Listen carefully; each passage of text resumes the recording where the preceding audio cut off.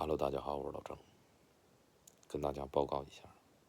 我这个咳嗽啊，感染的这个病毒啊还没好，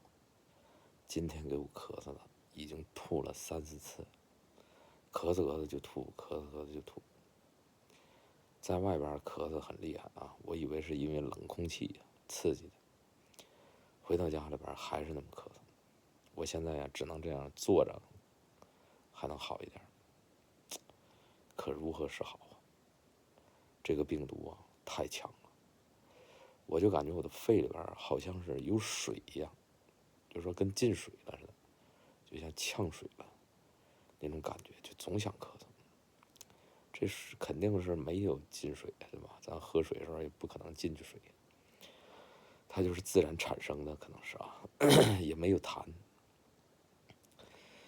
鼻子呢一直都很通畅啊，就是这个咳嗽也太严重了。跟大家再聊3分钟啊，就是用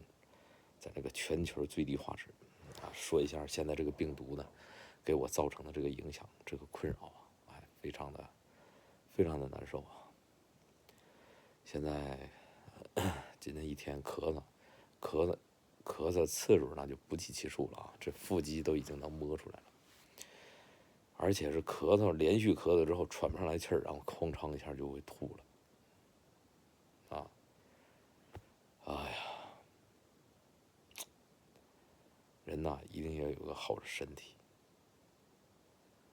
健康啊，这个躯体啊非常的有用啊！不要说人们就是注重灵魂呐、注重在内在啊。其实我就很理解了很多发达国家的人呐、就是衣食无忧啊，就吃饱了之后就会锻炼自己的身体啊，这我现在非常的理解。咱这个中国人呢，普遍都对这个身体锻炼上边不是那么太攀比，也不是那么太用心啊，不像这个欧美人啊，你看人家就以这个身体强壮啊，这个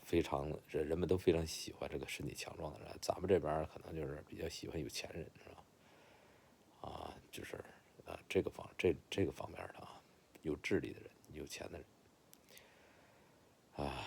我决定啊，等我好点了，开始我也要锻炼身体啊。我当然不能上来就举重啊什么的啊，